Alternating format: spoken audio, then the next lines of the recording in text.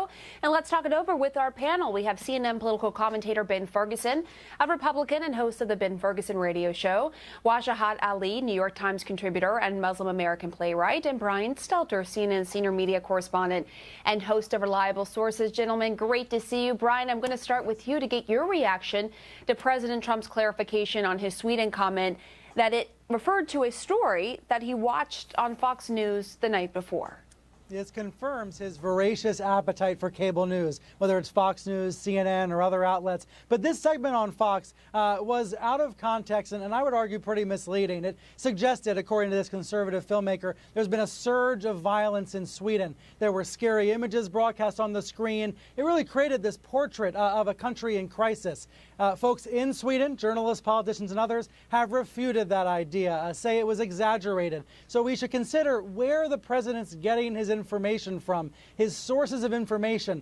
His CIA, all these agencies work for him, but he's relying instead on a Fox News segment. Right, Ben, the president does have access to more information than pretty much anyone else in the United States.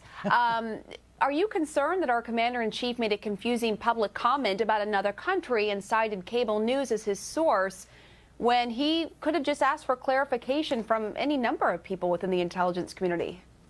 I'm not, because I don't think there's anything wrong with President of the United States of America watching the news and making a comment about refugees coming to that country and some of the issues that they're having in Sweden. I also am not surprised that Sweden has tried to downplay this story and this filmmaker, because tourism is a large part of their country, and they want to make it very clear to the world that this is a very safe place. So, again, for the president to look at this, it's not a big deal. Top officials in Sweden, including the former prime minister, thought he's talking about a terrorist attack the night before in their country, because it was sort of confusing. And now, you know, it's clear that world leaders are watching and listening to what the president of the United States says. Should he be more careful with what he says, and should he find other sources beyond just what he might see, you know, on cable news? Go ahead. Look, I think there's 2 points here. One, he was making a comment, and maybe he should have clarified that even more so, about the refugee issue there. He was obviously trying to compare and contrast that to what he's trying to do in this country, to vet and have extreme vetting to make sure that we don't make the same mistake that he's implying that Sweden has done. Again, for Sweden to punch back hard, I'm not surprised by that. And the reason why is because they want to protect the image of their country. I get the reasoning why, but it doesn't mean that what the president was implying is somehow not happening there. And that's what this filmmaker was talking about. Well, according to the BBC, crime levels are relatively low in Sweden, but I think this gets to a broader pattern of misinformation. I don't want to, lose our minds about one comment about Sweden. Everybody has slips of the tongue, but President Trump in his first 30 days has had a pattern of misleading statements. He also said at the rally that it's no way to vet these thousands and thousands of people coming to the U.S. We all know there's a long vetting process. We've all heard about it. I'm sure the president's heard about it too. So I think the issue is when he's saying these things at rallies that might excite the audience but don't hold up, it does create problems, well, I guess all around the world, in this case in Sweden. And let me just bring you in, Wajahat, because critics, like Ben is insinuating, say that this is really the media making a mountain out of a molehill. Do you agree?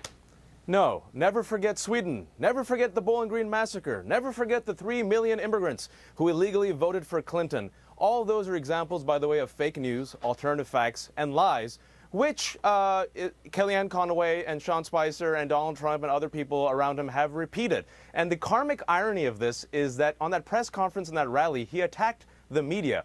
We, Pam, Brian, are the enemies of the American people. Why? For simply reporting facts. And Donald Trump doesn't take his intelligence briefings. He takes his news from some offhand sources. And on the Thursday's press conference, we remember he again said something about his electoral college victory, the largest since Reagan, which was, again, a lie that was brought out by a member of the press, the enemy of the people. And what did he say? Oh, I just heard that from someone. You're the president of the United States of America. Words matter. Tweets matter. Why are you saying fake information? Why can't you take the time to read your intelligence briefings, stop watching Fox News or any other channel, and maybe watch CNN, read the New York Times, which is not the enemy of the people, but does its job in reporting? And also, I think this... Hold on 1 second, though. Let's be clear about something you just said. You've said it twice, and if we want to talk about fake news, are you implying that the president is not taking any of his intelligence briefings? Because you just implied it twice which is not accurate if you're all about being accurate, or is that just a cheap shot at the President of the United States of America? I think there's leaks that are happening in D.C., and as we all know, that apparently he does not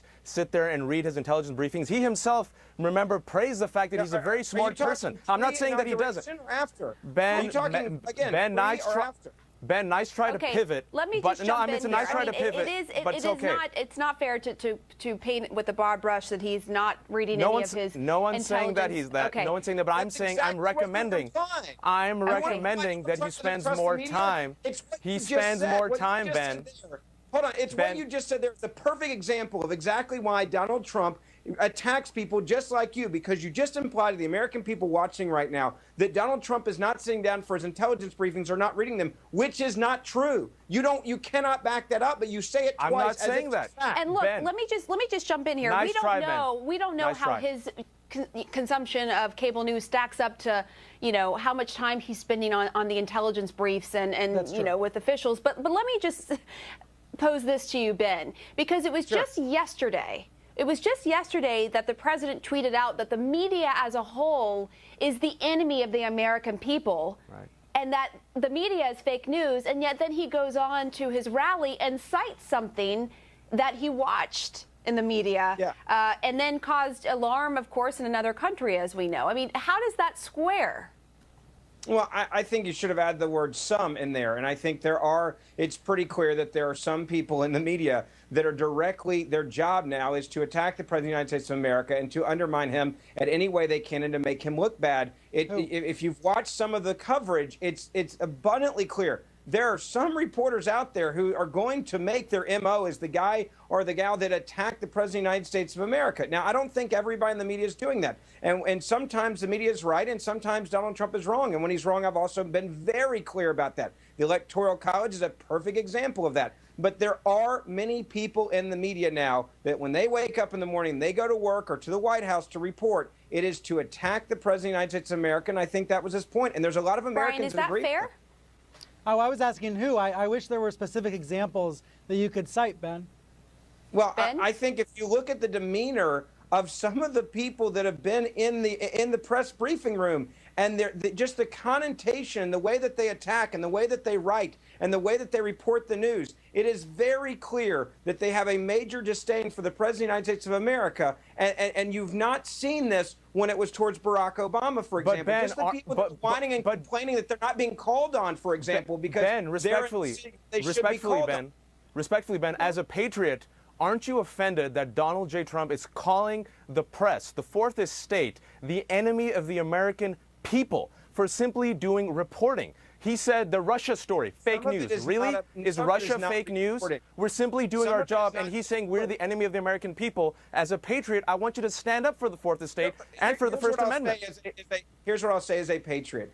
I am a guy who gives my opinion for a living. I know that I'm not a, quote, genuine, true journalist. But when journalists do the same thing that I do for a living, which is give their commentary and their opinion and act as if somehow they're non-biased, it's pretty pathetic. And there are some people in the media that act as if somehow they're non-biased when in fact they're not. I am biased. Who specifically, Ben? You said people in the... I mean, as Brian asked, I mean, if you're going to make an allegation like that, what are you talking about? Who exactly are you talking about? Well, I'll give you a generic example. You look at how many reporters have complained or have done those little subtle one-liners about how they're not being called on at the White House and how he's going to, quote, non-traditional journalists. This happened last week. Multiple people were saying this, and they were saying, well, we've been passed over. Or we haven't been. I know what day you're talking about. It was the day where go ahead, Brian. And then we have to they were pointing out the press strategy, right, which was the call on more conservative outlets. Trump can call on whoever he wants, but the biggest news outlets in America, and then the next day he did call on CNN and others, but go ahead. And NBCs and CBSs, those are the ones being called the enemies of the American people. He's singling out 5 of us: CNN, New York Times, ABC, NBC, and CBS. He's trying to drive a wedge between those outlets and other outlets. And by the way, I don't think it'll work. All right, Brian Stelter, Ben Ferguson, Wajahatali. I got to jump in and wrap it up there, unfortunately, because that was a very good, lively, important discussion to have. Ben. Thank you, gentlemen. Do appreciate it. And coming up on this Sunday, marching with a message, hundreds take to the streets of Times Square to protest the president's travel ban. And right at the front of the pack, my next guest. Hip-hop mogul Russell Simmons, he joins me live on why this event is so important to him and what he'd like to tell the president.